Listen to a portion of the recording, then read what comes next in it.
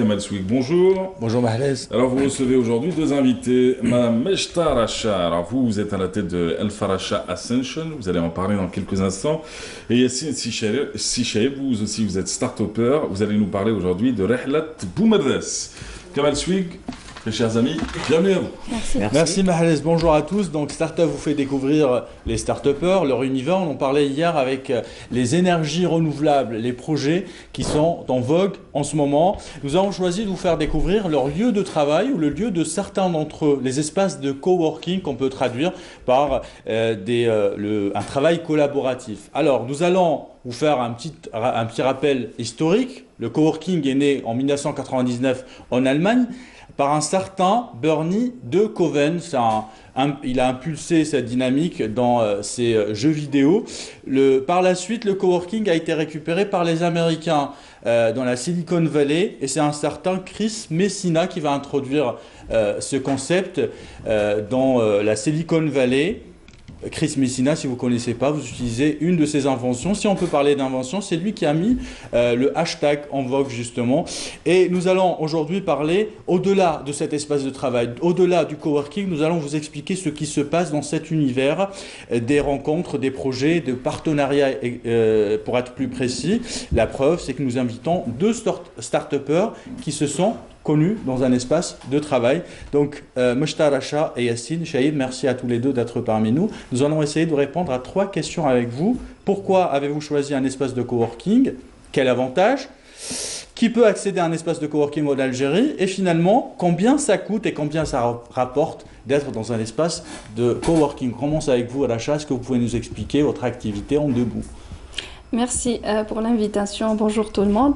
En fait, ça a commencé début janvier 2018, là où j'ai fait connaissance à The Address. En fait, c'est un espace là où on peut, moi personnellement, avant de commencer mon entreprise El Faracha Ascension, j'étais toujours actif via un club. C'était un book club, là où on discutait des livres. C'était des rencontres de façon mensuelle pour discuter des livres effectivement dans le domaine du développement personnel. Et éventuellement, c'était The Address qui nous a accueillis en quelque sorte. The Address, c'est votre espace de coworking. Voilà, qui se trouve à Mohammedia. Al-Mohammedia. C'est un espace de coworking. C'est collaboration en quelque sorte. Working, c'est un travail en collaboration. Et par la suite, ça a été toujours le cas. Chaque mois, on fait les rencontres. On organise chaque mois là-bas des rencontres.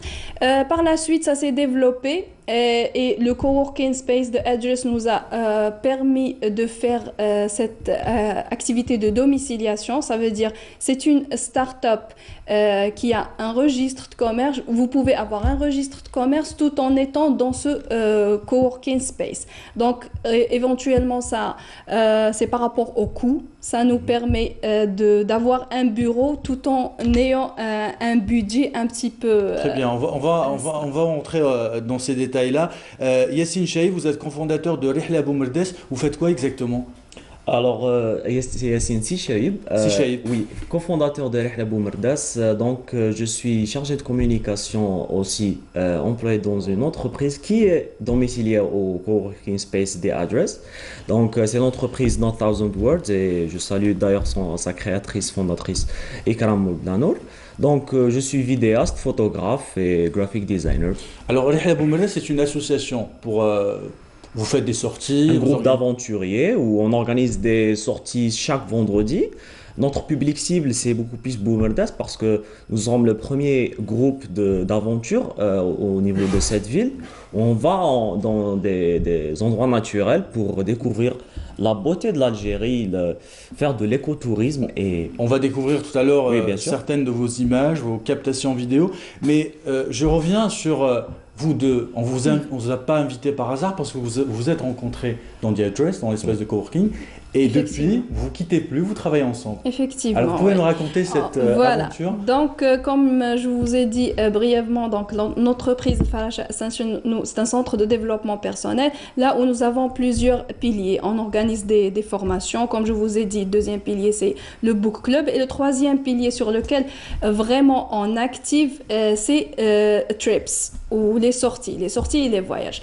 On a déjà organisé un voyage au mois d'avril et là on revient. C'était effectivement grâce à The Address qu'on a fait connaissance, moi et l'équipe d'ailleurs avec Yassine. Et puisque l'entreprise essaye de collaborer en quelque sorte pour faire ou bien pour organiser des sorties culturelles, ça sera des sorties un petit peu spéciales. C'est pas uniquement de simples randonnées ou de simples voyages, c'est des voyages qui vont réunir en quelque sorte le tourisme, le développement personnel et le sport, le bien-être en quelque sorte. Du coup, on a trouvé que Rihla Boumerdes, c'est un groupe de jeunes qui sont en quelque sorte, qui nous partagent le même esprit de développement personnel. On se partage le même... Et c'est là où interviennent les compétences de Yassine. Voilà, exactement. Alors nous, à Rihla, notre esprit, c'est pas seulement de sortir chaque vendredi, aller dans la nature. Non, c'est que grâce à ces sorties, les gens peuvent se ressourcer positivement au sein de la nature, dans les forêts, dans les montagnes, dans les endroits les plus beaux en Algérie. Et donc, on a plus de conscience que notre pays, en même temps, il est beau et que pas loin de chez soi, on peut prendre un réel plaisir à passer un week-end, un merveilleux week-end, sans prendre une grasse matinée. Voilà. Et au lieu de ça, on va prendre de l'air pur, de l'oxygène et se ressourcer avec des techniques de respiration. Voilà, c'est effectivement ce que nous allons... Ça s'appelle les phytocides. C'est le sentiment de bien-être quand on se retrouve dans la nature. C'est des molécules qui ne sont pas visibles à l'œil nu, qui pénètrent la peau et qui pénètrent le corps par les voies respiratoires. C'est ce qui nous donne justement le sentiment de bien-être. Quels sont les avantages d'être dans un espace de coworking, Racha? Alors, concrètement, voilà, comme je vous ai dit déjà, pour moi personnellement, l'avantage c'est premièrement les coûts. On paye combien? Bon, après ça dépend des services. Moi par exemple, dites-nous combien vous payez. Il y a des paiements mensuels, il y a des paiements quotidiens, il y a des paiements au service de domiciliation. Par exemple, au service de domiciliation, nous aurons l'avantage d'avoir un contrat annuel, mais par contre, on paye par trimestre. Vous payez combien par trimestre? C'est déjà par trimestre, ça sera 12 000 dinars de location plus le 4 000 dinars de pack de secrétariat. Donc nous avons déjà une secrétaire qui peut accueillir nos clients, qui peut répondre au téléphone, qui peut recevoir en cas de paiement. Elle sera là, elle va s'en occuper de tout. Et puis nous avons l'accès Internet. Qui est dans l'espace et en même temps accès à toutes les salles, puisque moi personnellement on a toujours besoin de ces salles pour faire nos conférences et nos rencontres, donc on a des petites réductions quand même sur le prix de location des salles de conférences. Ça c'est le prix pour la domiciliation. Pour la domiciliation. Et vous payez le même prix, Yassine Sichaïb? En fait, je suis employé dans une entreprise qui est domiciliée. D'accord, donc vous ne payez rien, c'est l'entreprise qui paye? Oui, bien sûr. Elle paye combien? Après, ça dépend, moi j'ignore vraiment exactement le prix Le mensuel, c'est à 6 000 dinars. Et le journalier, je pense vous ouvrez droit à quoi, 6 000 dinars, un espace de combien? Non, c'est ouvert en fait. Vous aurez accès pas de à bureau, tous les... Oui, mais signé. En fait, vous avez le choix de prendre le bureau numéro 1, numéro 12, ou bien aller prendre les tables au milieu du coworking space. Donc c'est vraiment... Donc tout l'espace est à vous en quelque sorte. Donc c'est un espace, vous avez droit à une connexion Internet. Oui. L'électricité aussi, je suppose. Bien sûr, bien sûr, on n'aura pas à payer. Et c'est un espace convivial, il faut le dire. Exactement, c'est surtout ça, l'esprit de... C'est qu'il y a des rencontres, ça nous permet de... C'est du réseautage, quoi.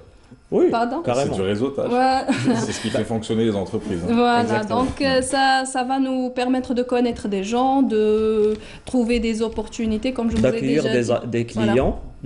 avec il y a même des fauteuils disponibles, donc les mettre à l'aise et discuter peut-être de nouveaux contrats. C'est important, les détails sont très importants. Oui, et justement, comment on y accède à un espace de coworking? Si je suis particulier, j'ai ni entreprise ni rien du tout, je veux juste développer un projet et avoir un espace de travail professionnel, comme vous venez de décrire, est-ce que je peux accéder à un espace de coworking par exemple? Oui, bien sûr. Oui, bien sûr. Il s'est ouvert à tout le monde. Après, comme je vous ai dit, reste à choisir la politique, par exemple. Mais pour assez concret, comment je fais? Je vais à l'espace de coworking, bien sûr. Il y a un dossier à déposer? Par exemple, si vous êtes un freelancer, un professionnel qui travaille indépendamment avec des contrats par-ci par-là, vous signez juste le contrat pour louer pour un mois, 2 mois, tout dépend de votre choix. Après, si vous êtes une entreprise, vous devez juste il y a un dossier justement un dossier à préparer. L'avantage peut-être c'est qu'on peut résilier à tout moment. Je peux choisir d'y aller pendant un mois ou 2 mois. Il y a plusieurs formules justement. Il y a plusieurs formules qui restent par la suite à discuter avec le service. Alors il y a un projet en ce moment que vous développez ensemble et on va peut-être terminer avec ça, Mahrez. Le projet que vous êtes en train de réaliser maintenant. Alors dites-nous tout. Qu'est-ce que vous êtes en train de faire? Donc on va collaborer pour une sortie qui sera le 14 décembre prochain. Faracha Ascension en collaboration avec Rihla Boumerdes. Ça sera pour le 14, une randonnée à Tikijda le 14 décembre, vendredi 14 décembre. Comme je vous ai dit, ça sera une randonnée un petit peu spéciale puisque ça va collaborer entre eux qui vont organiser et nous, animation. Voilà, nous qui allons préparer, déjà avec l'équipe bien sûr de Faracha Ascension, nous avons préparé tout un programme. Il va y avoir des méditations, des sujets à débattre. C'est à Tikijda. C'est près du chalet du Kef, la forêt du chalet du Kef. Et vous allez apporter les compétences de votre association, mais vos compétences aussi. On va peut-être voir quelques images que vous avez tournées à Tikijda. On les a vues il y a quelques minutes. Ah, on les a vues. Donc, c'était ces images-là que vous avez tournées à Tikijda avec une technique assez bien à vous, c'est ça? Oui, parce que c'est ma passion et c'est un peu aussi mon travail en tant que filmmaker, vidéaste. Donc, j'aime que la vidéo